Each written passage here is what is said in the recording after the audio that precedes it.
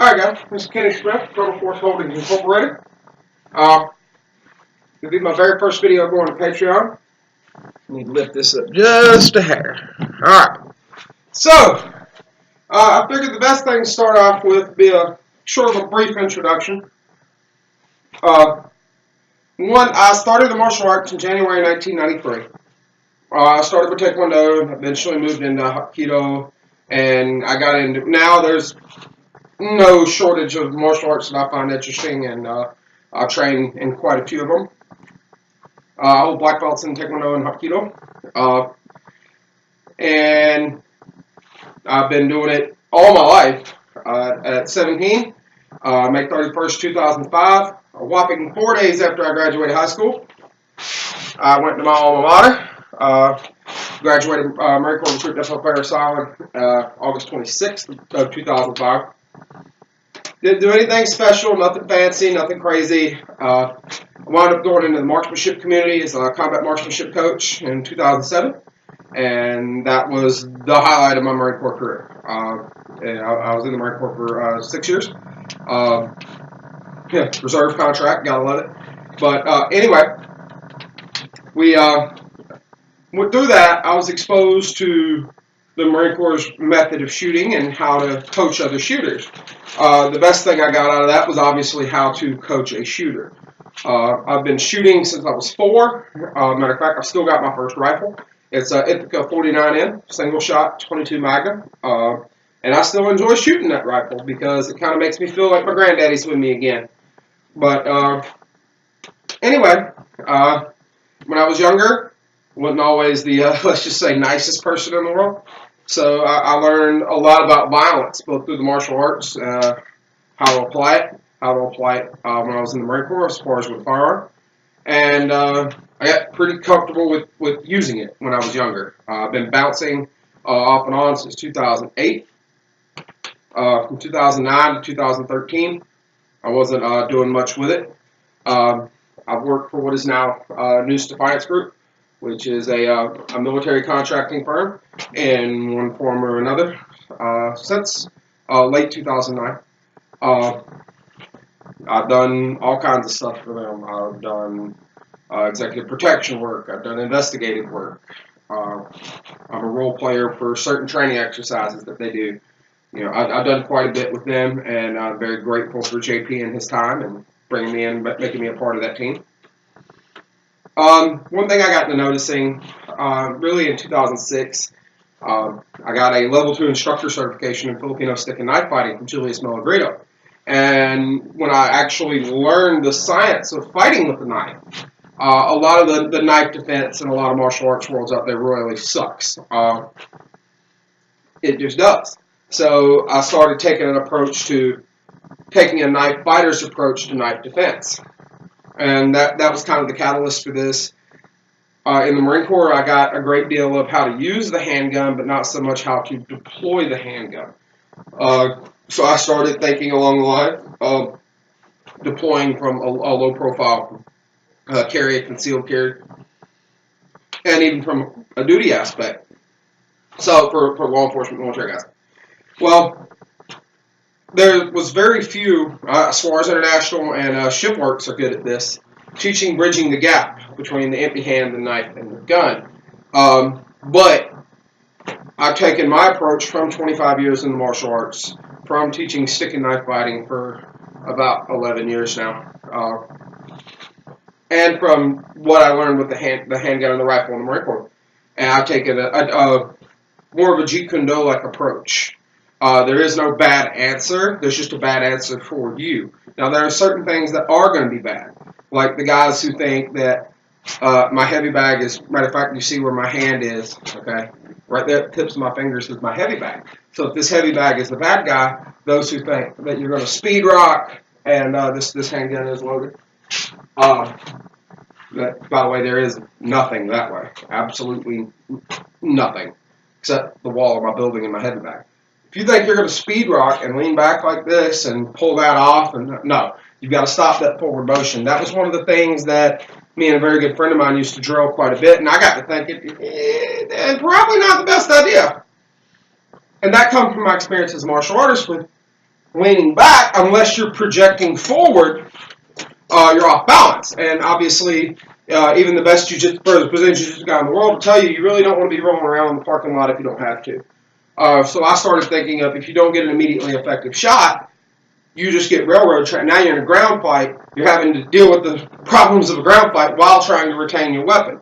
And then you get the well pressed against them, pull the trigger. Okay, well, with that Glock, if I push that muzzle against something, it's out of battery and will fire.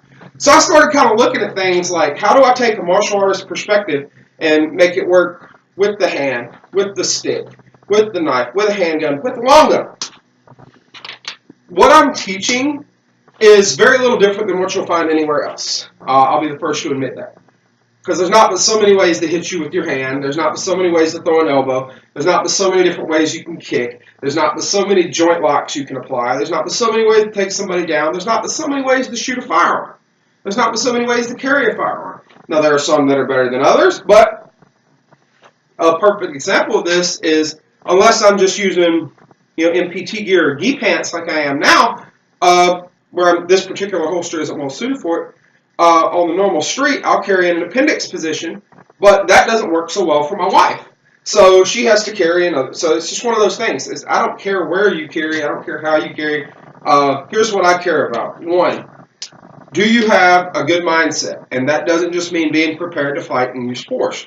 That means, is your mind willing to use force? Right? Not just are you capable, are you willing to use force? Two, are you aware of your situation? What all is going on around you? Three, are you aware of where you are in space? Not a good idea to get in a knife fight in a phone booth for that instance. If I'm in a very confined space, then the way I do things would be different than if I was in an open environment. Do I have a way to extricate myself from this so I don't have to do the paperwork of using force on somebody? So things like that. That all comes into mindset. The next thing is, do you have a reasonable level of endurance? Because a fight is a physically demanding environment. So I shouldn't say just endurance, strength and endurance. If you're a stronger person, it's easier to manipulate a firearm. Obviously, if you're a stronger person, you hit harder. If you have more endurance, you can stay in the fight longer. I know, I'm not exactly the same physical composition I was as an 18, 19-year-old Marine, but I'm also not the type that, I don't wear size 50, 5'11" pants either.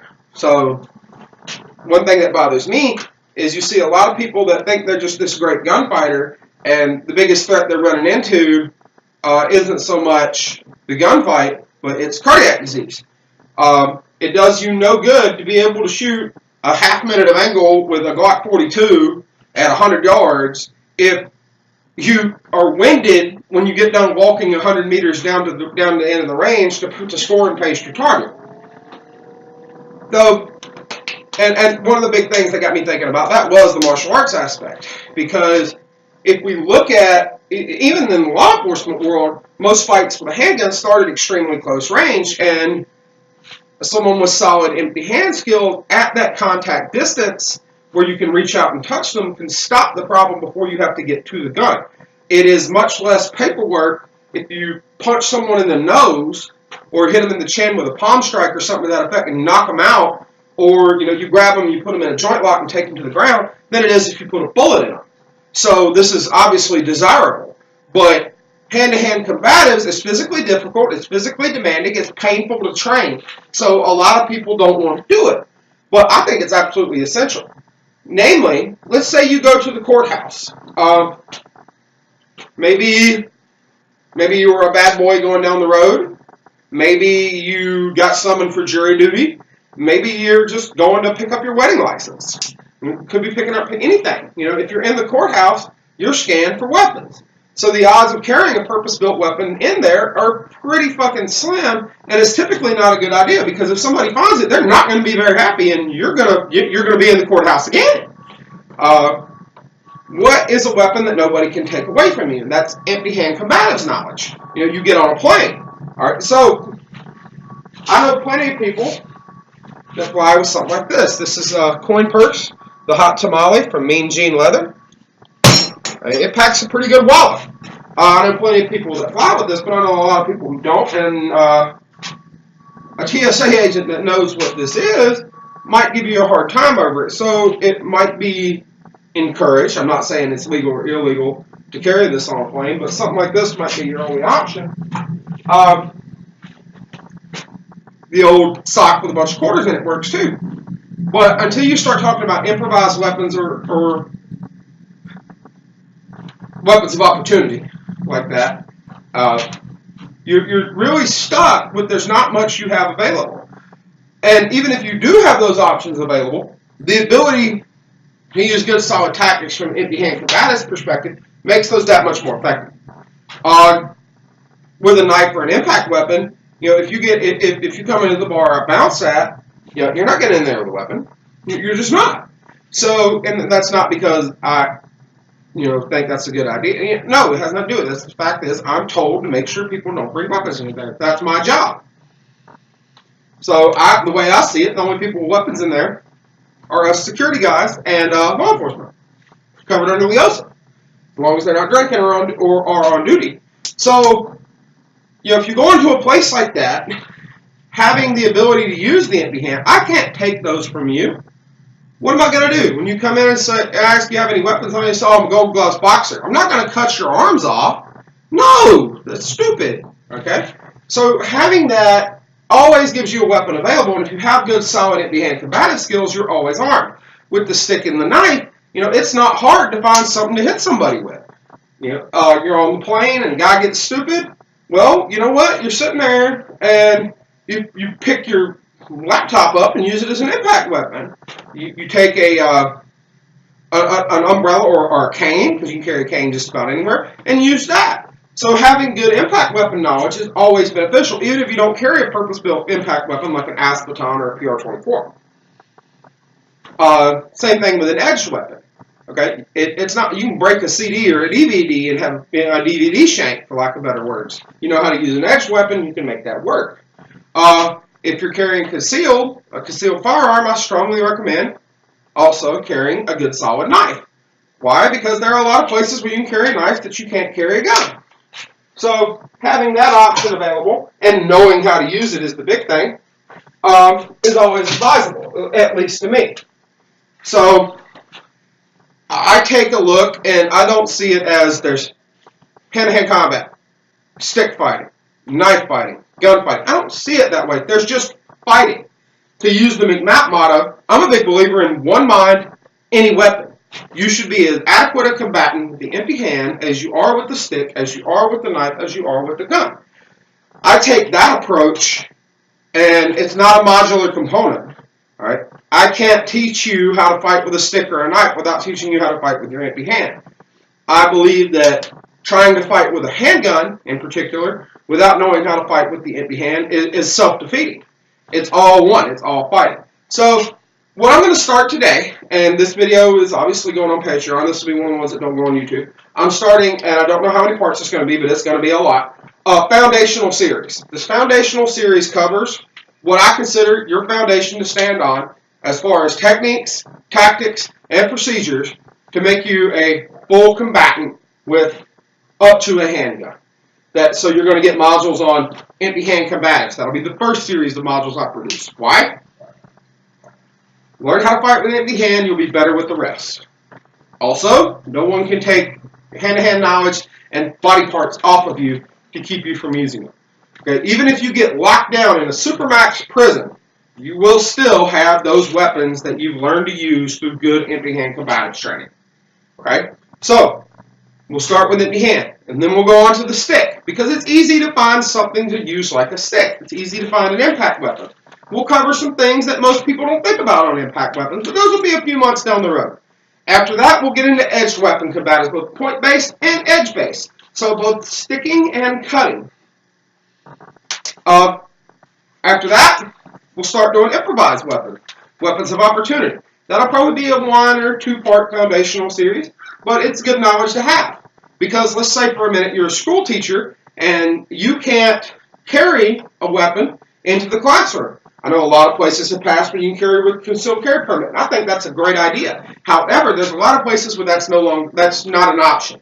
Okay? There are a lot of places where if you get caught with a decent folder, even as a teacher, you're going to prison. That's not cool. All right?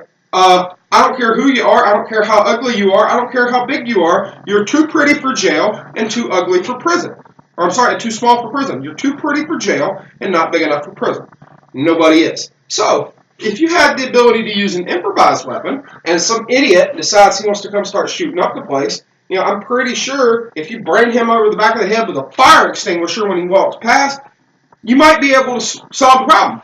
But if you're not thinking like that and looking at things that might not be an obvious weapon, you're behind the power curve, right? So, just options to think about. And the last module I'll do will be some of the stuff with a handgun. And that'll probably be a couple modules to itself as well. So hopefully, over the course of the next year, we'll have a decent foundational series out that you guys can look onto and put together a decent bit of knowledge. So without further ado, I'm going to cut off this introductory video. I'm going ahead and get it ready for posting. And then I'm going to go ahead and kick off with our foundational series. This is Kenny Smith, Code Force Holdings, reminding everybody to stay safe, stay dangerous, stay deadly, and always stay in the fight.